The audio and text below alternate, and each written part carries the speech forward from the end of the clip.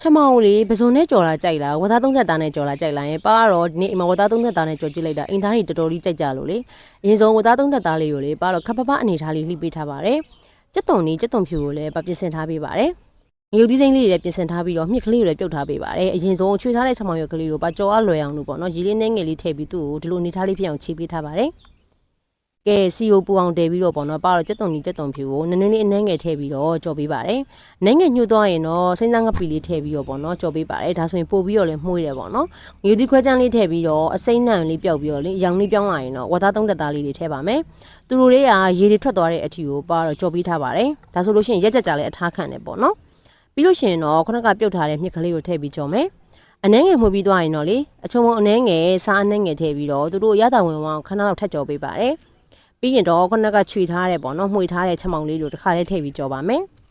ဒီနေရာမှာကိုကအရသာကိုလိုအပ်တဲ့လိုပြင်လို့ရတယ်ပါတော့ငံပြာကြီးလေးထည့်တယ်ပေါ့နော်ပြီးရင်တော့ငရုတ်သီးစိမ့်လေးထည့်ပြီးတော့မီးလေးအနှဲငယ်ချော့ပြီးတော့လေပါတော့ချက်မောင်လေးတွေလုံးဝခြောက်ပြီးဣသွားတဲ့အထီကိုကြော်ပေးပါတယ်ကဲအခုဆိုလို့ရှိရင်တော့ဆူဆူအီလေးနဲ့ရမ်းကိုပဲစားလို့ကောင်းတဲ့ချဲချက်မောင်ကြော်လေးရပြီပေါ့နော်သူကလေထမင်းဖြူလေးနဲ့ပဲနေစား